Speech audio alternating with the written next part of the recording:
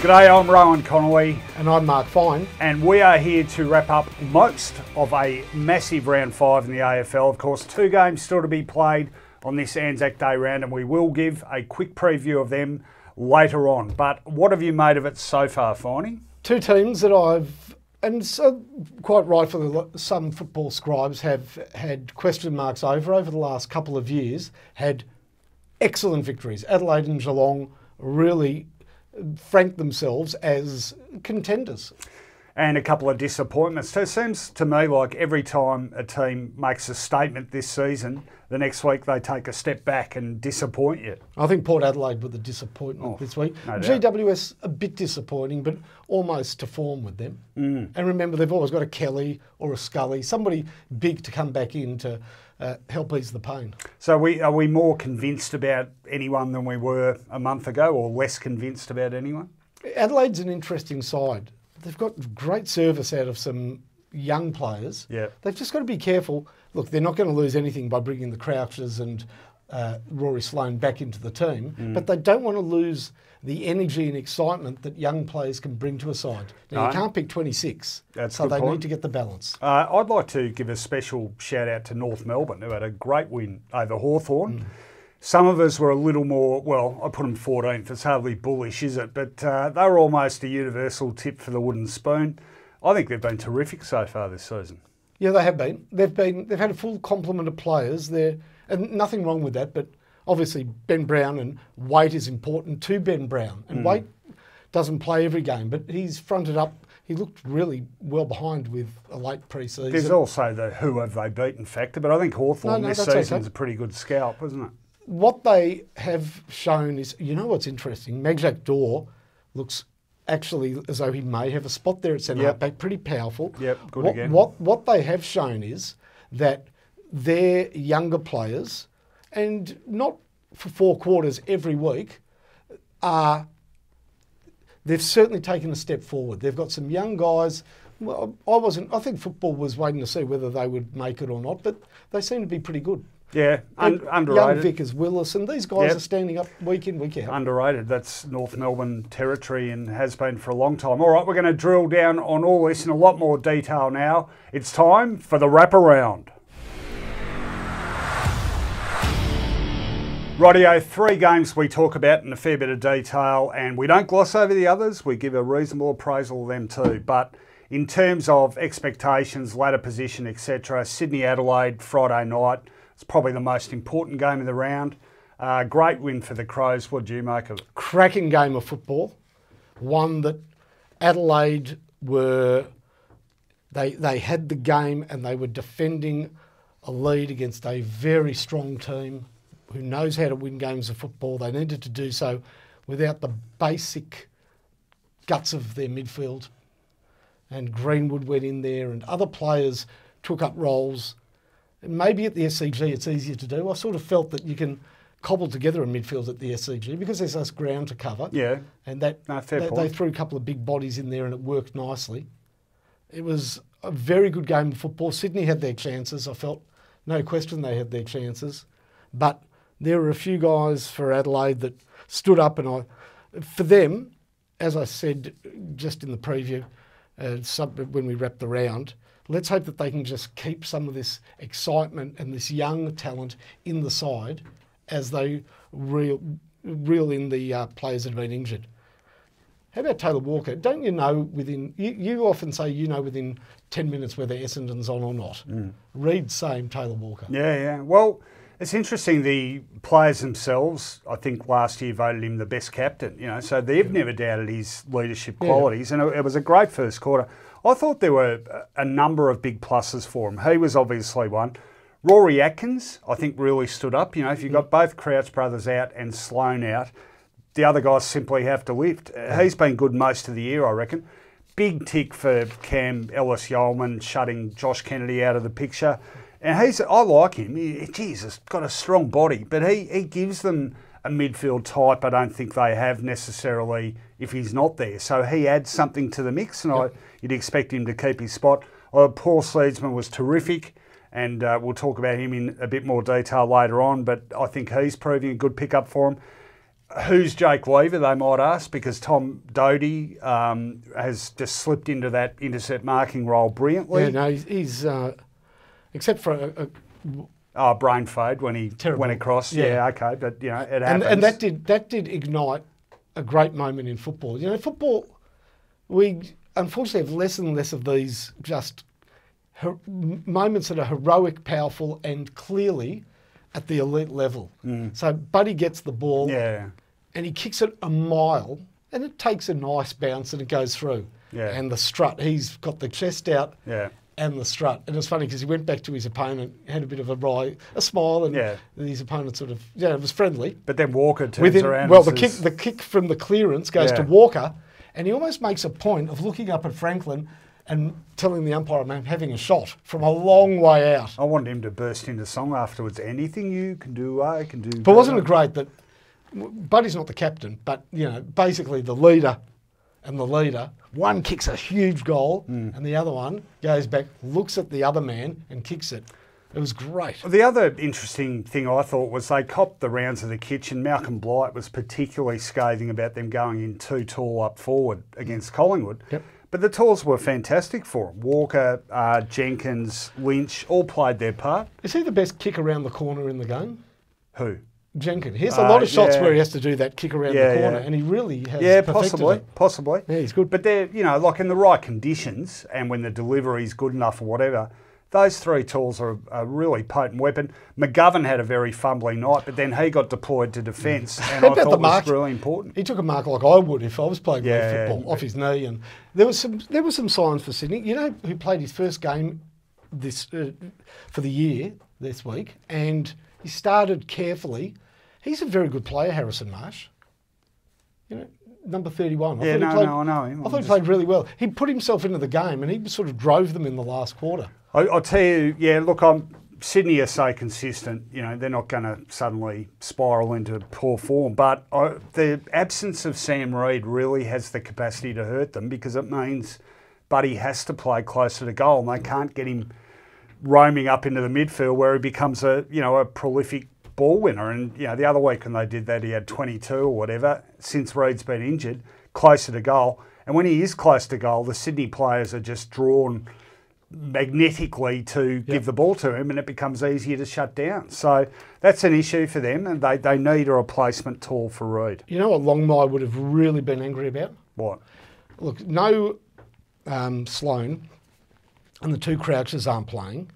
All right, so Kennedy's out of form. The fact that Kennedy's out of form and then Parker and Hanbury couldn't pick up the slack was you just needed really a couple of their midfielders to imprint themselves on the game, and they were one. But the three of them were not. Well, when they lost the first six last year, that was the common denominator. Those three, to a lesser extent, Kennedy struggled. I mean, Jack played much better than them, and a lot of people thought Kieran Jack's time was up. Yeah.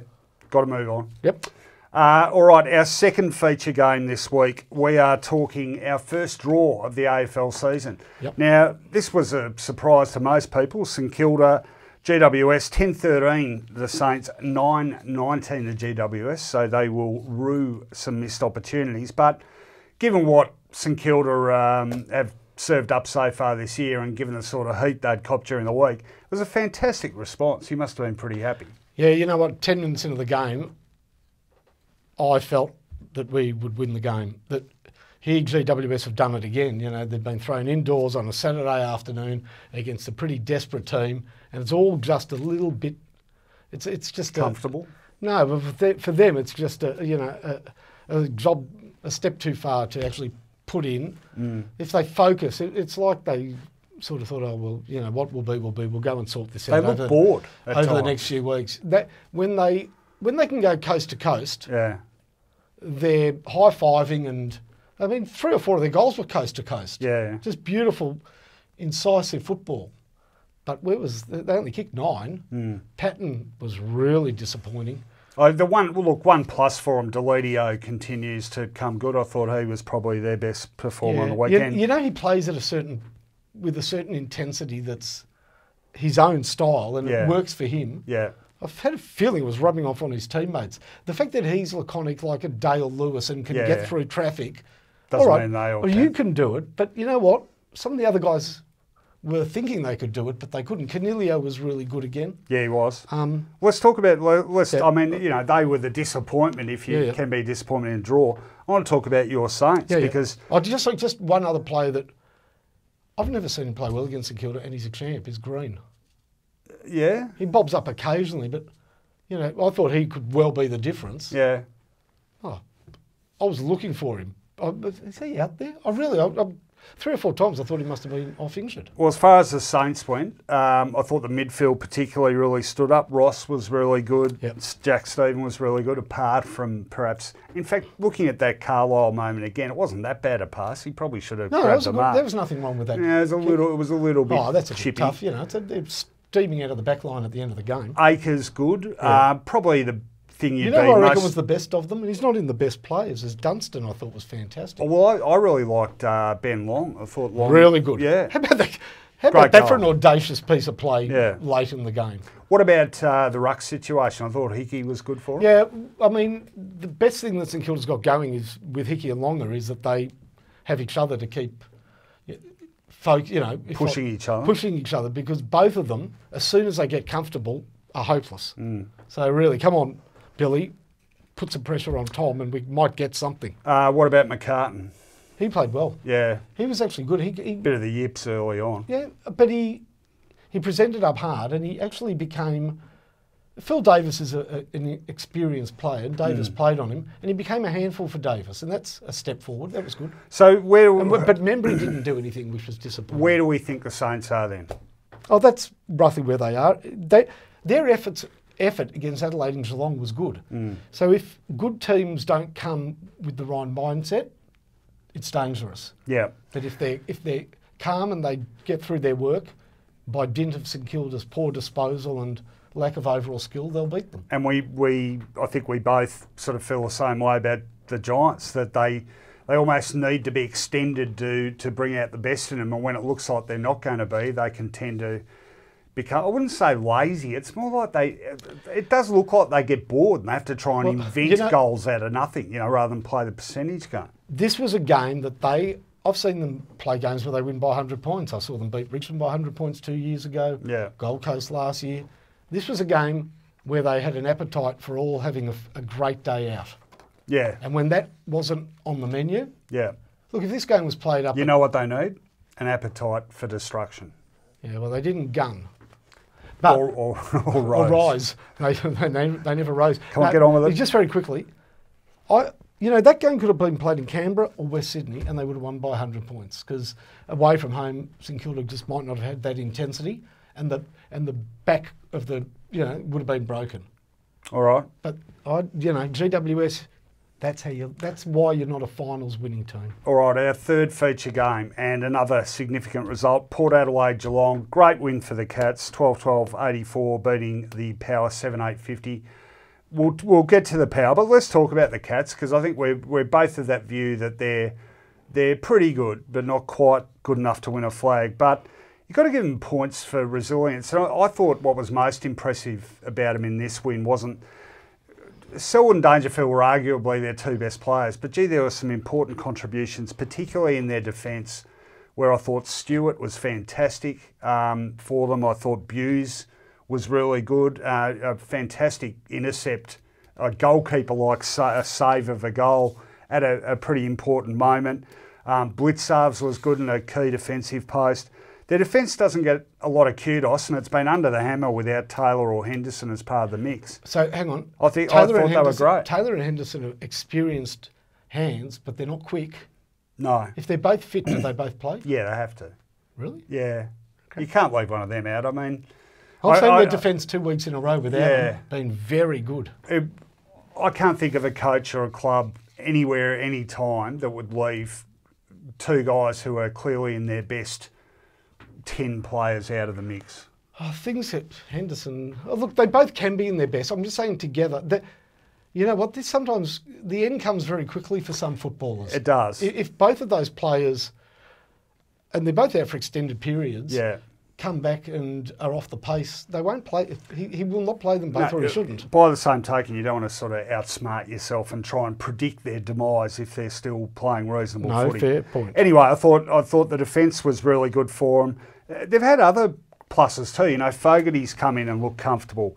Radigalia, how competitive is he? Kelly. Radigalia is 19 years old. Yeah, I know. He looks about 25, doesn't he? But he could be the prototype of the modern ruck forward, because he's very athletic, isn't he? Beautiful kick. That's what I can't stand. You know, at my club, you just never get it all together. Yeah. So you get a tall athletic kid. Well, they can't kick. He kicks sweetly. Yeah, no, he's a beautiful kick. Yeah, and he does a lot of running. Yeah. And then kicks goals. He's good. The other one too, and we will talk about him in more detail, Hall and Smith, you know, a guy who's been on the periphery, came in as a late replacement. That's the other thing. They lose Hawkins 5 minutes before the bounce. Again, is that a bad thing? Yeah. Oh, well, yeah, but they had a great win without. Well, next you're going to say Dangerfield and Selwood are the surplus to require. No, Dangerfield, Selwood and Ablett are all great to have, but Hawkins has had a lot of detractors in recent years because there's a lot of ball that goes through him that doesn't end up in goals. He still takes a very good defender. Of course he does. I mean, you play a big tall forward, he'll take a good defender. You know, you don't play him, somebody will take their best defender. Their best defender's not going to go home. All right, well, we'll slip you into a Geelong match committee meeting when they're all fit and available, and you're going to say, no Ablett, no Henderson, no Taylor. Hang on, I'll slip you in and you can throw in Stoneham and Spinks. Brett Spinks. What about Mike Woolnough? All right, no, I'm talking about the talls. Now we're just being silly. What about Port? That was not good. This was a big game. Everybody knew it was a big game. Well, after last week, yeah. Everybody knew it was a big game. It had finals feel about it. It was, all right, we'll bounce back. We're here to... Yeah, they never stop till they're top, but they stopped. Well, what actually went wrong though? You know, it's funny, that clash of heads, now, the fact that it was sort of symbolic to me. Which one, Hartlett and Dangerfield? Yeah. Now, this is no slow on Hamish Hartlett. This was a ferocious attack. But this was quite a physical game of football. Yeah, it was. And Geelong just had a clear intent to be harder, longer. Now, that's really, I think, how the game was decided. Who goes harder, longer? Now, this was not the fault of Hamish Hartlett. Maybe there was some luck in it for Dangerfield. But you looked at that and thought they're both in big trouble. And Dangerfield just shakes it off. Okay, that's symbolic more than... But Hartlett did lose about 2 points of blood. No, I'm saying it's not his fault. I'm just saying that as the game rolls on, Geelong keep going hard. Yeah. And all of a sudden, Port can't match their hardness at the contest, and that's where the game is lost. So, do we think Port can... I mean, look, Port had a great win earlier against Sydney up at the SCG. I mean, so it's not like they're not capable of a really hard-fought, gritty win. I'm sticking with them. I'm not jumping off them yet. Do we think Geelong are capable of beating any team in the competition? No. Right. No, so they're so deficient against Richmond. Yeah, okay. Well, I mean, at the moment, so is everyone. Yeah, but I'm saying at the MCG, because they still have pace issues when you have all your favourites back in the team. Yeah. That's why maybe they need, they were hoping Cockatoo would be the pace and they've lost Motlop. But now just go this other route, bring in some younger players. Well, Parfitt's part of that. He's good. Kelly's good. Yeah. Just on Port, look, a lot was made and people were very bullish about them because of 3 recruits they'd picked up from other clubs. Yeah. Now, those players were at their club because they had major deficiencies at their original clubs. Rockcliffe, Watts and Motlop. Are you seeing some signs of concern with those players? Because I am. Yeah, but we're 5 games in. Oh, they'll have their good days and good nights. Yeah. But they left their clubs because their bad outweighed their good. Yes, no, you make a very salient point, Mr. Fine. Thank you. All right, they're our feature games. We're not ignoring the others, of course. No way. In fact, I thought a pretty, almost a win-win game, funnily enough. Carlton supporters will hate hearing that, but West Coast getting up the MCG by 10 points, so they did overcome a bit of a bogey in that. Gee, they struggle there, don't they? Well, they do, and they struggled again. But from that point of view, I thought it was a reasonable win. Yeah. And the Blues were really good. And hey, guess what? Harry Mackay can play. They put him in. He kicked 4 goals. That was great. Reckon he might hold his place. And Cripps was brilliant. Yeah, He's good. Yeah, no, he's an absolute Monty for the 3 Brownlow votes in that game. He's good. But, look, credit to the Blues for really responding. And they had to find something. I said this on SEN during the week. I don't care if Murphy and Cruiser aren't there. I don't care if they don't win. But they need to not get blown away like North Melbourne did. And they were terrific. They got comfortably beaten by 10 points. They were. I mean, sort of West Coast had them at 4 goals. They've lost by 10 behinds, actually. Yeah. Again, Carlton supporters... West Coast are a pretty reasonable side this year. You know what? I just have this feeling that the football world is treating Carlton, the Carlton team, like a special needs student. I really do. Oh, that was great by Carlton. It was so well done. Now... Well, hang on. They were coming off an 86-point building against North. Yeah, they'll have... Give it some context. Yeah, but they were Norton 4. Yeah. And they were playing in a game. You know what I felt with their team? There was a real imbalance between good players and... duds. And there were doers and there were guys on the periphery hoping to help out. Am I going to be tough? Daisy Thomas doesn't need to fly for Mark of the Year at the age of 35. All right. No, fair. I'll put it this way. He can if he takes it, but there's other things he can do. If they play at that level, Finey, they will win some games. Yeah. I'm saying they're treated... Just very quickly, and this is worth mentioning. You do this with every game. Well, why not? Well, because we're running overtime. This is important. Make it very quick. What did they not start the year with everybody very pleased with them and win against Richmond? Yep. Okay. In that game... Been shocking since then until... They were shocking that night. Yeah. No. Look, they weren't shocking, but they were comfortably beaten. Yeah. That night, Richmond had, 10 more scoring shots. They had 71 inside 50s. Yeah, 71 inside 50s, and Carlton got 4 goals from a rule that got changed over the night, They got 4 goals from that 50-metre penalty rubbish. Yeah. And they start thinking, we're right. We're here. Yeah. Oh, they... Anyhow. All right, let's get on with it. Okay, here was a bit of an obliteration over at Optus Stadium. Fremantle 16-12-108. Western Bulldogs 8-6-54. And the smashing was on from the start, 4 goals to 1 in the first quarter in some difficult conditions. But Michael Walters, what a superstar he is. And the Doggies, geez, after 2 weeks of great effort, where did it go, Finey? Oh, well, it went with selection. He's got to drop bigs. He's got to make all these moves. He's got to completely change the forward line. You're really down on Lee Beveridge. Well, I don't know how he thinks. So he goes with the tall Boyd up in the forward line. So for 2 weeks we're playing small ball up in the forward line and getting a real result. But no, now we're going to play marking forwards. Clever, not really. Stupid. So where are they at though? I mean, that wasn't just the margin's 54 points. Yeah. That's not just a defeat due to personnel. That's as much about attitude, surely. Yeah. And their attitude have been terrific for the last 2 weeks. I'm assuming that all clubs do, and they do, intel on the opposition and look to negate match winners. Yeah. It's pretty easy with Freo. It's not exactly rocket science. No.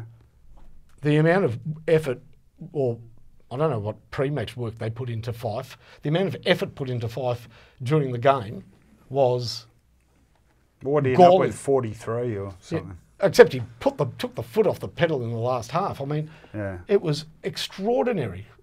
Nat Fife, anybody? Well, I've got to say, Dockers have really, really surprised me.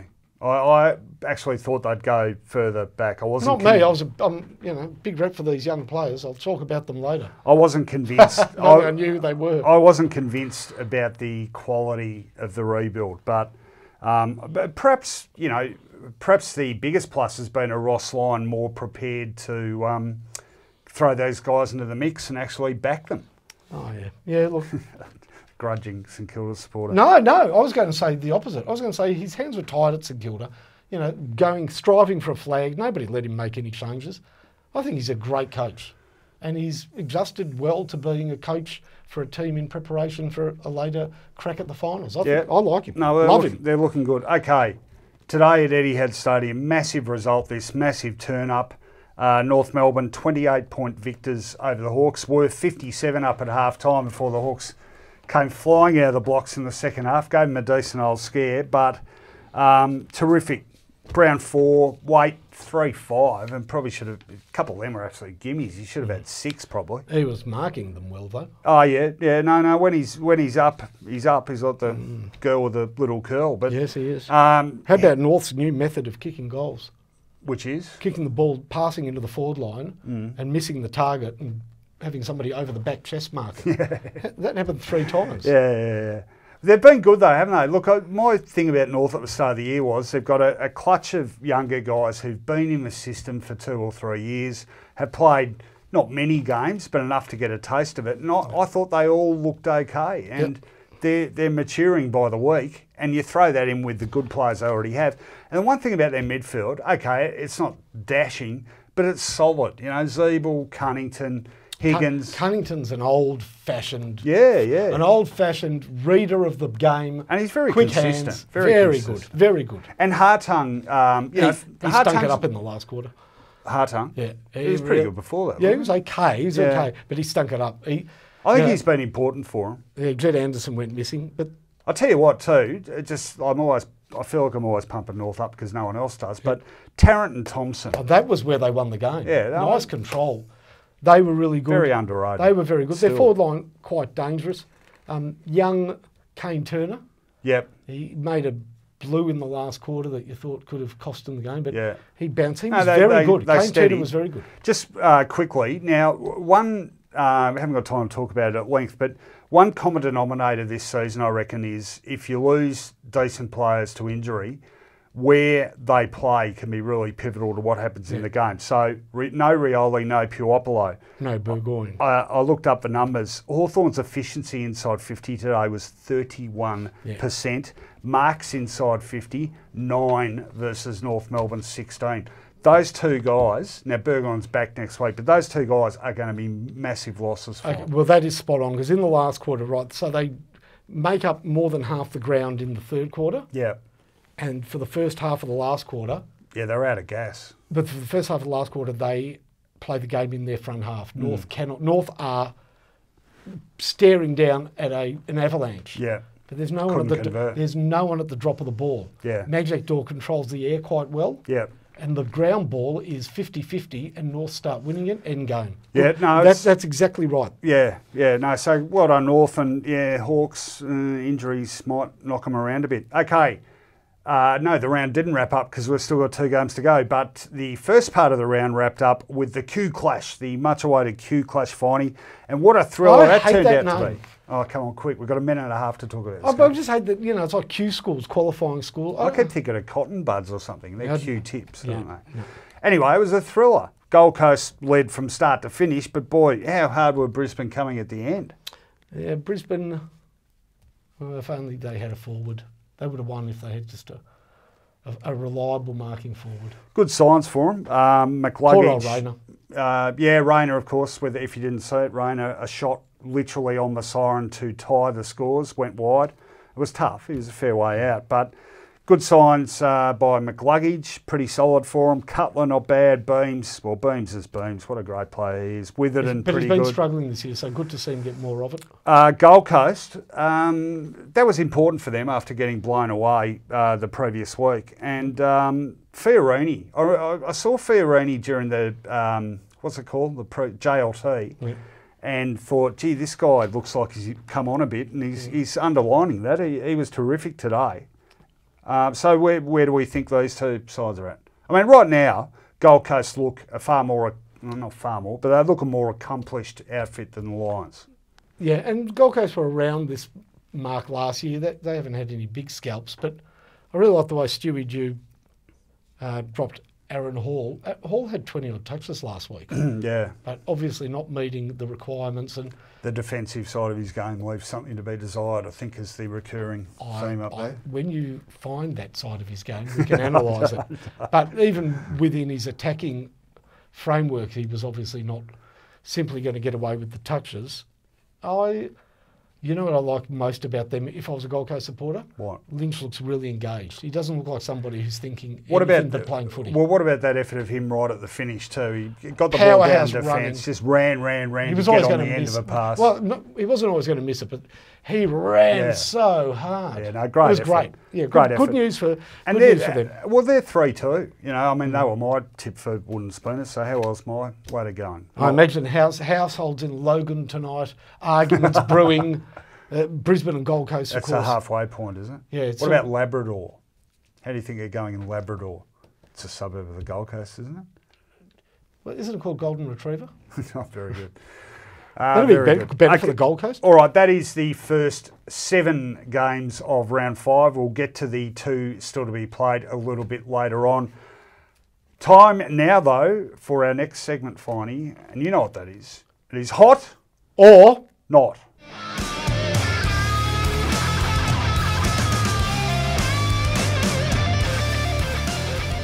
Rightio, you all know how it works. 3 likes or dislikes from the round of football. Of course, 2 games still to come, but we've got enough from the 7 games thus far. I'm going to kick us off, Finey, with a hot, and his name is Paul Seedsman. I really like this guy. Of course, famously won the Anzac medal for Collingwood. Didn't do a lot after that. I was a bit unsure about why they were so ready to let him go. I think he wanted to go back to Adelaide, but the Crows have benefited from it. I think he's a really good hand for them. He was terrific in the game against the Swans, 26 possessions. What really stood out, though, was the amount of hardball he won. I think he was second or might have even led the Crows for contested ball. He was hard at it. I think he's a reasonable user of the ball. He runs. You know, you can't ask for a lot more in a midfielder. And at the moment, well, on Friday particularly, with the 2 Crouches out, Sloan out, the B team had to step up, and I'm not sure actually he is part of the B team anymore because I think he's becoming quite important to them. So well done, Paul Seedsman. Yeah, I think his kicking, his disposal was considered to be almost his one-trick pony. You know, when he went to Adelaide, Collingwood supporters didn't bemoan his departure because they felt that they lost a player who could use it but was a bit fragile with it. Well, maybe waiting in the wings and an injury and realising that there's no room really in the modern game, with due respect for Aloney, then, and I'm not talking about Jack Aloney, I'm talking about Ryan or Nathan, the sort of quarterback, he's recrafted himself. Good observation. Okay. You're up. Not hot. Well, I guess it is a not hot, and that is 5 rounds in, we've still got 2 games to go in round 5. I think we're almost exactly where we were at the end of last season and looking to not have a lot of change in the hierarchy. I really believe Richmond's the team to beat. Yeah. Adelaide, that was a great win on the weekend. I think that marks them as major opposition. Sydney remains stubborn, as they always have been. Port Adelaide, I think a little disappointing up at the top end. Geelong are good, but are they quite good enough? A step. And isn't that how we ended up last season? What about GWS? Very similar. That game against St Kilda was almost the same as the loss they had last year. So give them the freedom of movement and expression, they'll beat you and beat you comfortably. But there is a chink in their armour that looks very susceptible at finals. Which is funny because I was just starting to come to the view that they had sort of got that element of grittiness into the way they played. You know, the win over Fremantle was reasonably unspectacular. They grounded out. And the game against the Saints was exactly the sort of game where that should have been on show, and instead, lucky to emerge with a draw. So, you're right, it seems like every time you form a view about a team, something happens which stuffs up your theory. With GWS, look, they had players out, Kelly, Scully, Haynes gets injured. If they have all their players fit at the right time and others don't, they could, by dint of numbers, make a grand final and even win one. But I still think we're very similar to how we strated the competition at the top end last season. Do you feel like the bottom end's similar? Well, St Kilda's now entered into that fray. But yeah, there is a touch of similarity. Look, there's good news stories. Freo, North and West Coast are encouraging. Yeah. But I don't think they're serious players at the top end. Rightio, not for me, and quite unbelievable that this guy's a not. We've got so used to him being so consistent. So he's a victim of his own standards, if you like, but mine not is Josh Kennedy of Sydney fame, who has probably had 2 of the quietest games he's ever had for the Swans in the last 2 weeks. Only 16 disposals against the Western Bulldogs the week before, very well held. And even less effective against the Crows, 13 disposals. I mean, that is, it's not rarefied air. What's the opposite of rarefied air? It's no oxygen or something. Anyway, what's the opposite of rarefied air? I don't know. You get where I'm going with it. Very, very well tagged out of it by Cam Ellis-Yeoman. Hats off to him too. And the Crows might have got onto something there. I reckon now Cam Ellis-Yeoman, very strong-bodied mid. Yep. You know, look, I'm not saying this hasn't happened already, but I think teams might sort of go looking for a particularly strong physical presence on Kennedy, and provided they've got the requisite endurance and athleticism, they might get a job. And John Longmire was specifically asked about him. He said, no, he's not injured. He's been down. So, look, he's a champion, and champions always bounce back, and I'm sure he will too. But in all the time he's been at Sydney, I'd suggest it'd be 7-8 years at least since he's had as quiet a 2 games back-to-back as these two. Now, I don't have the numbers in front of me, but he was pretty modest at the start of last season in Sydney's slow beginning. Yeah. Not as poor numbers as this, but I've had a sense for 3 years now that Josh Kennedy paces himself during a season. He finishes, his last 3 or 4 games are incredibly powerful. And I think he more than any other player, knowing that or believing Sydney will be playing finals, knows how to pace himself. Yeah, no, it's a fair call. And I know the opposite of rarefied air too. What is it? It's the smoking section at Singapore Airport. Oh, yeah. Oh, Denpasar. All of them. Yeah, I actually thought I died when I entered into that for a quick puff. All right, you're up. Another knot, and it's another observation of the game. You know, we've had very few teams being able to turn around deficits this season. As little as 3 or 4 goals, teams are being held at bay. Now, that could be a positive, of course, if you're talking about the team that's winning. But for me, the negative is the lack of the coach's box being able to change things in football nowadays, because they can't. Because rotations are so preset and organised that it becomes very difficult to change them during a game. You can probably swap tools from one end to the other. People ask why Sicily maybe didn't go down forward in the last quarter against North Melbourne. But as far as real meaningful changes, you know, get some other players on the ball, put Dangerfield to full forward. It took him getting injured last year for that to happen, because these rotations are so set. So when the die is cast, it really is about players, you know, meeting the KPIs and turning it around during a game. There's very little, and it's a pity, because what used to be intriguing moves within a match. I'll just play devil's advocate. The Hawks were down 57 points against the Roos, got back within 20. 19 or 20. So and North Melbourne did lose 2 players at the very same time. And you know what? At that point, it was like 34 down. Yeah. And North had sort of held ground. You know, they'd regained some footing in the game, but they were so tired by the end of the third quarter, because Hawthorn just ran them ragged. Except, you know what Hawthorn also did? What? Ran themselves ragged, even with 4 rotations. You know, just quickly, it's funny, I'm sure I read either last year or the season before a piece about we're getting more comebacks than we ever have before. But, you know, observationally, well, just I think what you're saying is right. Look, it may be just a point in time, but no matter what, even if there are comebacks, there's no longer that... older fans should not be asking to swing changes, because they just don't do it or can't do it anymore. Yep. No, good call. I'm finishing with a hot, and he should be a character in Faulty Towers, or he should have been an English World War II fighter pilot. But George Hawlin-Smith-Finey, love the name, and I loved his game on Saturday night. He was terrific. Late inclusion for Tom Hawkins, so wasn't like he had a heap of time to prepare himself psychologically, but I thought he was great for the Cats. 26 disposals, couple of goals, really weighed in when they needed him to. They'd lost Scott Selwood to concussion before half-time, so he's had a couple of games like this and never quite backed them up. So I really hope for his sake he can, because he's been around that club. He was sort of destined to become one of the, you know, win the Best Clubman Award, wasn't he? You know, one of those guys who's not quite good enough, but he's a great person and everyone loves him. But so I really hope this is the one that sort of sets him on a more consistent path, because The boy can play. Look, if there was a criticism of him that was valid, is that he maybe didn't work for 100 minutes in a game of football. That there were nice parts of his game, but he wasn't a hard worker for the whole game. Yeah. So it's good to see Hall and Smith hauling ass. And AFL needs more Georges too, I think. Yeah, after Burberry went, by the way. Correct. Another Geelong player. All right, you finish us off. Okay, I can barely do this because I really don't know their names.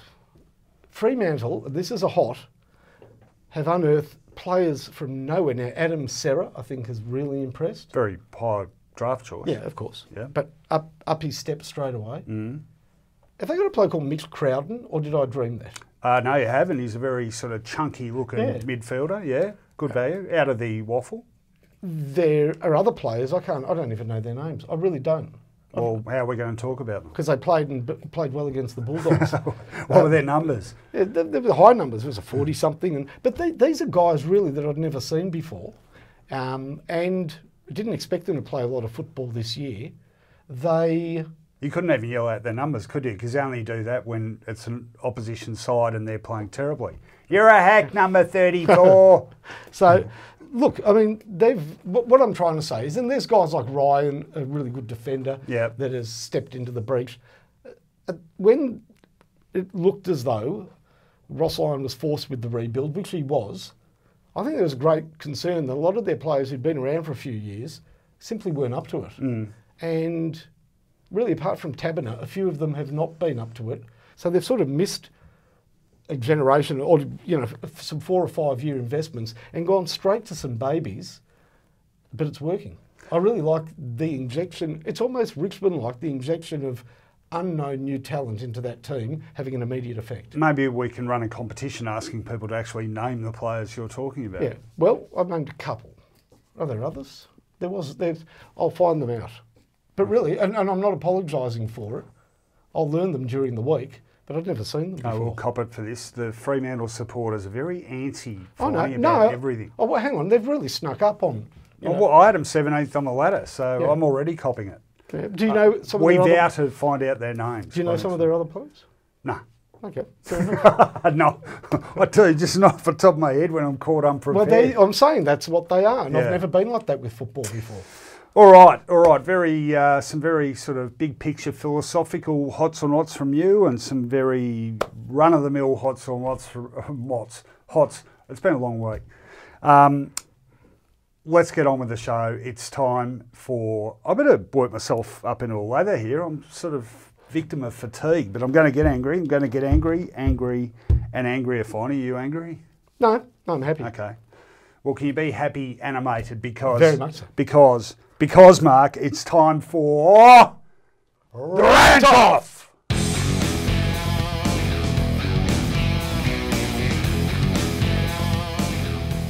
Rightio, just before we get into it, you've done some good investigative journalism during the break. I think you went down to the titles office, didn't you? And you found out these mystery Fremantle players. Yeah, I got the information made public at sort of statutes of limitations. After 20 years, we can find out, and we have. So who are you talking about? Okay, so we've already unearthed Andrew Brayshaw. Highly rated draft choice. Well, I'm saying, but there's also an Angus Brayshaw, Adam Serra, and Mitch Crowden. Yeah, he's the chunky guy. Okay, do you know much about Taylor Duman? It's a nice name, I like it. Taylor Duman the human. Was he good? Yeah, he was good. Yeah, okay. And Bailey Banfield. Well, he has been good, I have noticed. Is Bailey Banfield part of an Essendon team from back in the day? No, he's not Peter Banfield's grandson. Peter Banfield's senior's and grandson. Bailey you had as well. Dean Bailey? Yes. Yes, okay. Bailey to Banfield. Is Bailey Banfield. Very good. Very good. I'm glad we did that. Time now for the Rant Off finding. I'm going to go first as per usual. And I've got a good one. I've been stewing on this for a while. It's a bit deep and meaningful, but the more I see, the more my suspicions are confirmed and the angrier I get. So I'm going to have a little tee off about it now, if you'll do me the pleasure of counting me in. You are wild. I'm scared. 3, 2, 1. I'm pissed off about the evenness of the competition, Finey. Yeah, you heard me. Hang on, that's supposed to be a good thing, isn't it? Well, it's not. This isn't about a lot of good teams. It's more about some being less shithouse than others. Take the weekend, for example. First could only manage a draw with 16th, second beats 18th by just 10 points, and fourth gets beaten by a team everyone was tipping for the wooden spoon. What about Richmond, I hear you ask? Yeah, okay, the Tigers look pretty good for now. But even they got stitched up by a team which in turn was last week stitched up by a side which was supposedly in crisis only a couple of weeks ago. Confused? Well, the team sure are. One week they're playing champagne football, the next it's not Dom Perignon, but a substance more resembling the leftover Bundy and Cokes at the Village Green Hotel about 2 a.m. on a Saturday night, and that's after people have butted out their smokes in it. Is anyone actually any good anymore? Well, call me a dinosaur, but I reckon those Hawthorn sides of the late 80s would have all these mobs for breakfast. Still, Jason Dunstall still knows how to play full forward better than anyone around these days. Dermy'd still strike fear into the hearts of the opposition, given all that work he's had done. Dipper's Mo still comes up a treat, and Michael Tuck's about 103, but I reckon he'd still run rings around today's on-ballers. We've evened up the competition all right, but we've taken it all away from the top end, and in order to do so, have spawned more mediocrity than a Coldplay box set. I don't want an AFL competition as radio-friendly, middle-of-the-road rock. I want shredding guitar solos, vocals screaming loud enough to wake the hounds of hell, and my eardrums bleeding from the head-banging excellence of it all. What was that you said? Sorry, I can't hear you. Anti-Coldplay. Oh, boring, boring, boring. I never liked them, but that song, The Scientist, had some meaning for me. It was a toss-up between Coldplay box set or anything Radiohead did after OK Computer. Okay. It sucks. Yeah, look, there's plenty you could point the I like finger music as a metaphor for football. Okay. I'm big on metaphors. All right. So you want more Rammstein? More Rage Against the Machine. More angry rock. Okay. All right, let's go. I'm going to count you in. Have you heard of Cockney Thug? You no. Yeah, okay. Yeah, very good. Look it up. Look it up. 3, 2, 1. Rant. Vanilla. Can I have my life vanilla? Because I certainly am getting my football vanilla. Look, I understand in these days the political correctness gone absolutely mad, that we are restrained, constricted. And apparently that also stretches to commentary and anybody giving a footballer in the AFL a nickname. Scared to offend, worry about lawsuits, or maybe 20 years down the track having subjected some poor soul to a mental beating that he will later take you to court over. Because there are no nicknames left in the game. Now, for those of you not old enough to remember, and those of you old enough to remember I think will enjoy this, remember the good old days? I rarely read, but tonight I do. Football was like a menagerie. There were a couple of great rats, Buse and, Platten, and Ratton, that's 3 rats. A mouse called Matthew Phoebe, a couple of spiders, Everett and Burton, a snake called Baker that only came out in September. There was Bull Richardson, Tiger Brent Croswell, Cat Colling, Rhino Russell Richards, Monkey Monkhurst, and Horse Longmire. And that's because he ate a lot, not because he had a lot. Underwater we had the fish, the eel, the whale, even a trout. And the greats were not immune. Wayne Carey was just a duck. Brownlow medalist Wilfred Smallhorn was a chicken. And we had a little bloke called Bahaja, who of course became a Bugsy. There were other descriptions of players, nicknames, that described how they played the game. And some of them were rather ominous. How about these? Jack Basher Williams. I like it. Knuckles Curley, Lethal Lee, Captain Bloodjack Dyer, Mad Dog Robbie Muir, and Rugged Ronnie Andrews. But maybe the scariest of the lot was just a Hawthorn hard man called Delicate Des Dixon, because he was anything but. Redheads were bluey. If you were tall, you were a lurch or a tiny. And the galloping gasometer needed no explanation at all. Doormats and Dutchmen were flying. We had Cowboy Kev, Sticks and Plugger, and you didn't need to know their surnames because we knew them by their nicknames. Colourful personalities had colourful names. Today, what have we got? Maybe Big Boy McAvoy, maybe the package stringer. That's about it. Of course, there's the normal contraction or extending a name in the Australian manner. So our stars are nothing more than Dusty, Danger. I mean, really, big deal. What a way to turn a colourful sport into something boring.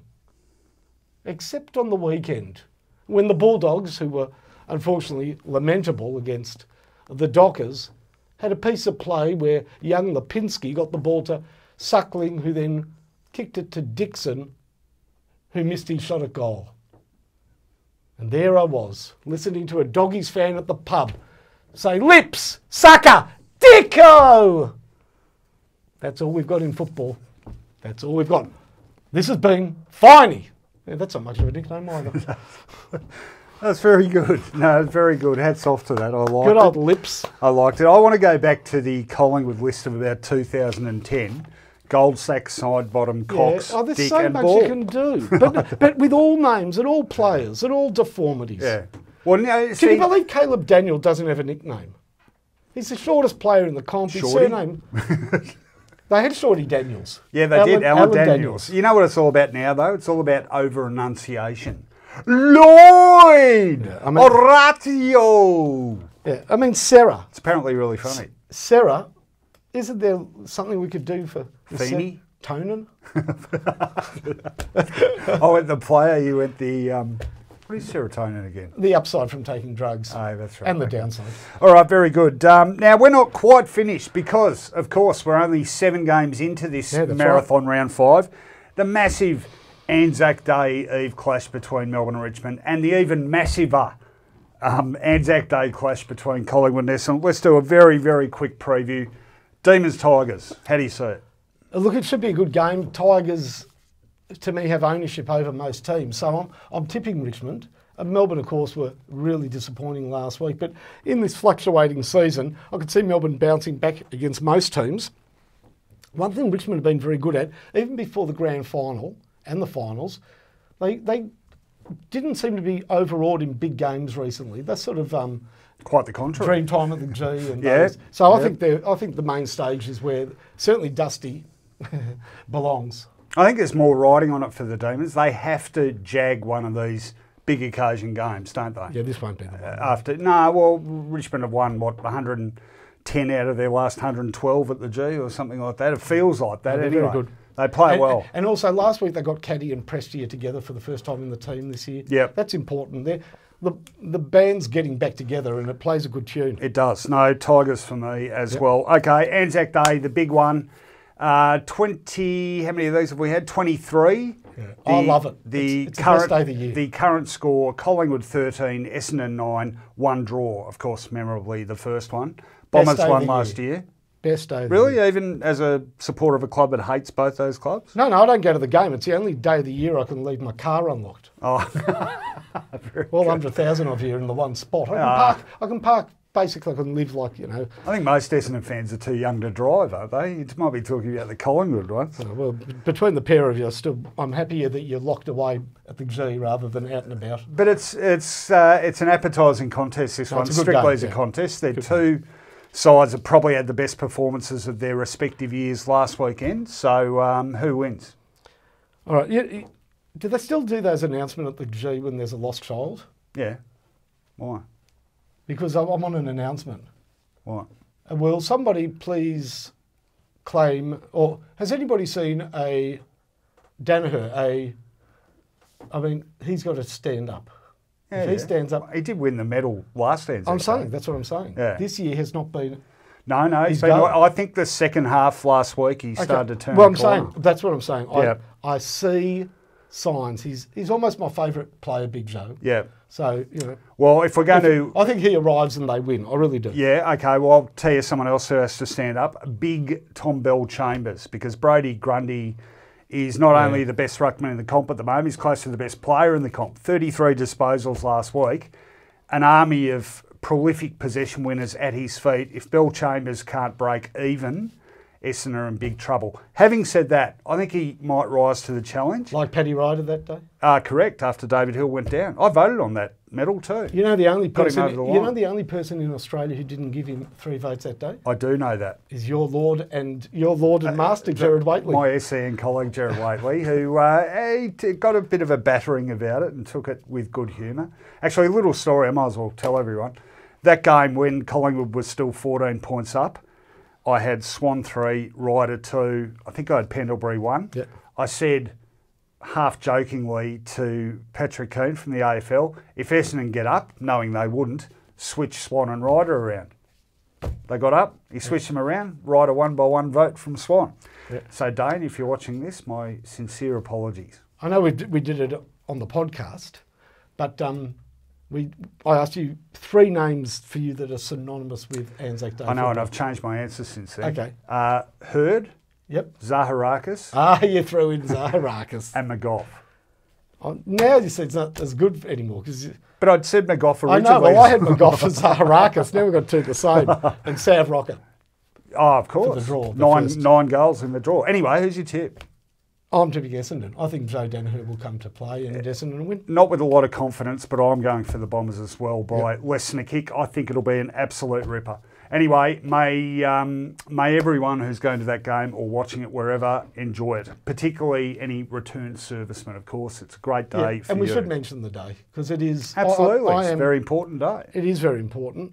And, you know, we hadn't prepared this, but we talk about Anzac Day football and what it means. And there's a story, and a very quick one. A couple of years ago, the AFL, through further investigation, identified that the youngest player to play the game was in fact a young St Kilda footballer called Claude Crowell, or Crowell, C-R-O-W-L. He was only 15 years and less than 4 months when he made his debut.